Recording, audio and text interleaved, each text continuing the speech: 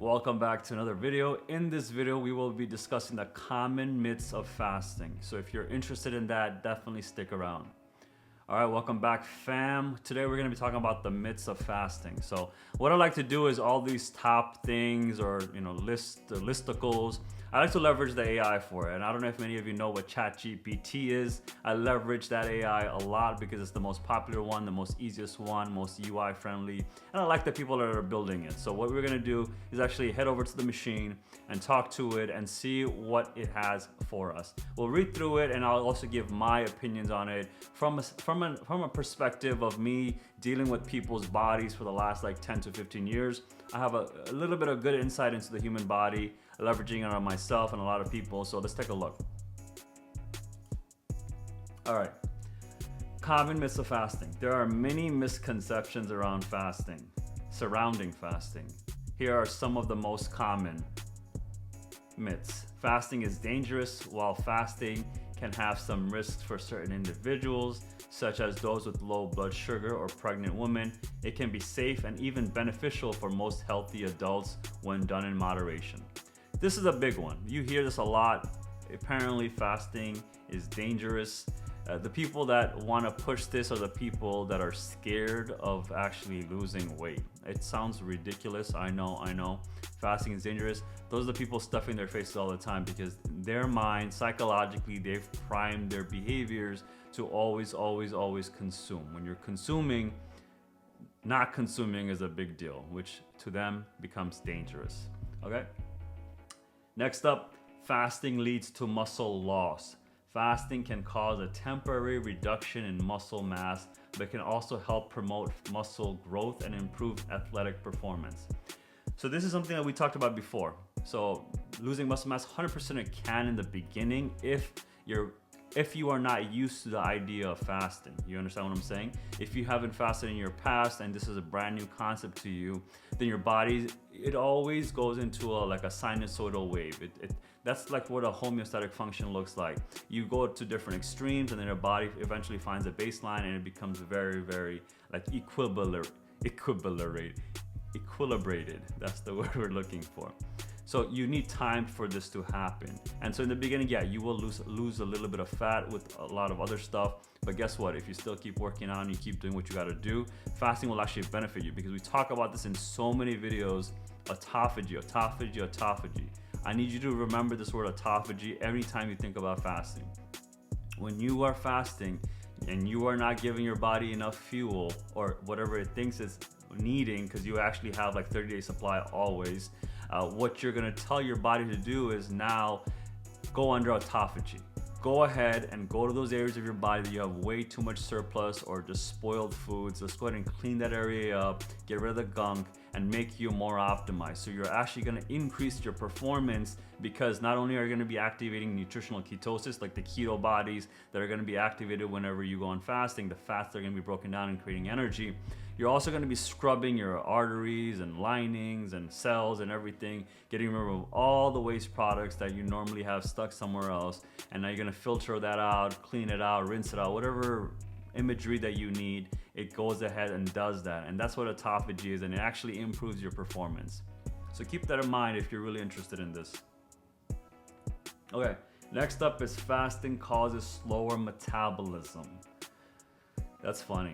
Fasting can actually increase your metabolic rate as your body needs to work harder to break down stored fat for energy. This is exactly what we just talked about right now, right? Autophagy. Whenever you need more energy in your body, you're not giving it, your body will go ahead and actually increase your metabolism because it's shifting fuel types, went from sugars now to fats. Cool. Number 4, fasting leads to weakness and fatigue. While some people may feel tired or weak during the initial stages of fasting, this typically passes as the body adjusts to burning fat for fuel. Exactly. This is, again, ties back into what we just talked about. In the beginning, you will feel weak and fatigued because your body's not used to it. It's actually punishing you if you think about it. It's punishing you because you are not giving it what it wants. It's a big baby and you gotta literally train the body to do what you need it to do. Remember, you control I wanna make sure I put it on my face. You control the construct, my friend. You can tell your body exactly how you want it to be, how you want it to look, how you want it to act. You control it. Everyone thinks that, oh, I'm just a victim to my body. No, you are the controller of your body. And I don't know how many other words I can say the same exact words, but just know that when you look in the mirror, the guy that's looking at you or the girl that's looking at you is just you looking at 50 to 100 trillion cells that you control with your mind.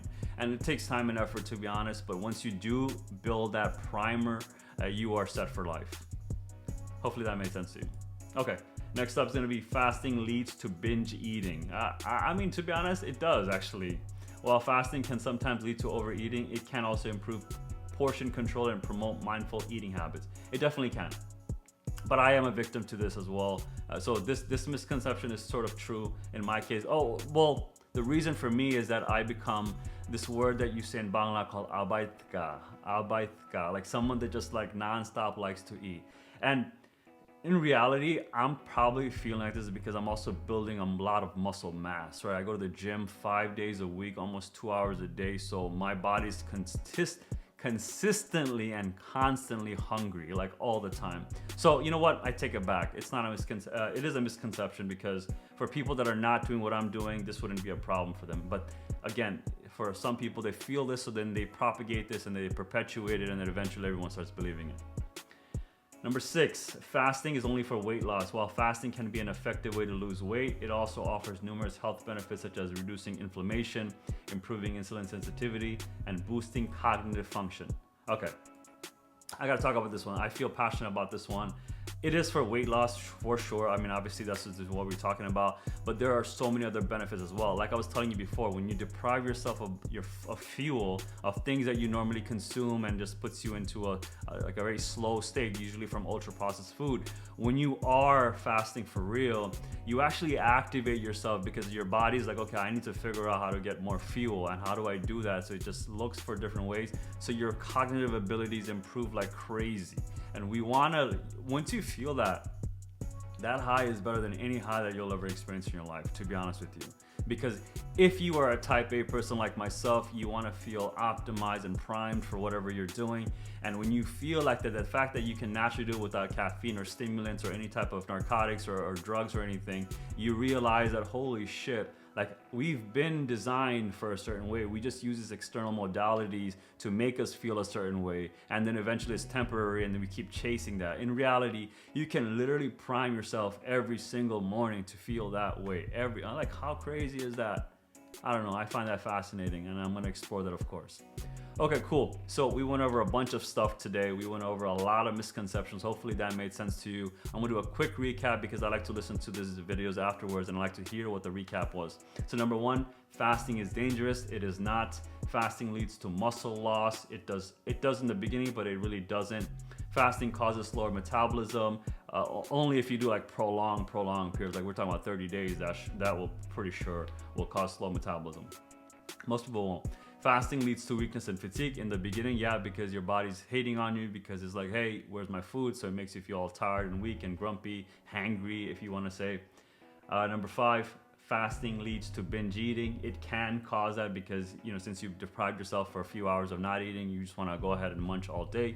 But in reality, it doesn't. Once you get used to it, you just have to build that habit for it. And lastly, fasting is only for weight loss. It is for weight loss, but not only for weight loss. There's a lot of cognitive benefits. And if you're in that part of your life where you're also a little spiritual, it also elevates you as well, because it brings you into your higher chakras, if you guys are into that stuff, higher energy centers and whatnot. With that being said, guys, hopefully you found value in this video. If you did, you know what to do. Smash that like button, letting me know you liked it. It helps with the algorithm, letting them know that you liked it, so that means people like you will like it as well. It's like a community we're building naturally by liking, which is pretty cool if you think about it. And also dislike it if you did not find any value in it and you want to be a troll, go for it. And at the same time, subscribe if you want to see more of me. I'm going to be pushing a lot more content, pushing the concepts and the borders of health and wellness and everything in general in the digital health space. And then with that being said, guys, I appreciate each and every one of you. Hopefully you have a great day. I will see you in the next one. Take care. Bye.